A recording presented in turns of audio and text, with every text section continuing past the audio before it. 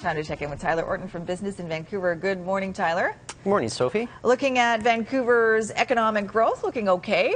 Yeah, actually, I'd say looking more than okay. It's really kind of a sign of what's going on throughout all of Western Canada, in fact. And it's pretty much good news, definitely here for Vancouver.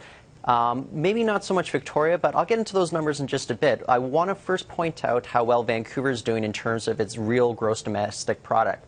The Conference Board of Canada released its quarterly forecast just yesterday. And they pointed out that in 2014, it's expected that Vancouver's overall real GDP is going to amount to growth of 3.2%. It's going to fall just a little bit next year, down to 3%, but that's still very, very good growth. And if we take a look at the next numbers, we can see why it's pretty good for Vancouver, but not so rosy for Victoria. You see that they're only poised for 0.9% growth by the end of this year. It's going to bump up to about 2.1% by the end of 2015, according to this forecast. But look at a city like Edmonton. I mean, they're going with 4.9%. That's huge. So if we want to take a look at the reasons for this, I mean, construction in Vancouver is expected to still keep going strong, whereas in Victoria, it's definitely going to contract. And housing starts in Vancouver, they're not expected to slow down either. So that's why we're looking at so much, good growth for the economy here.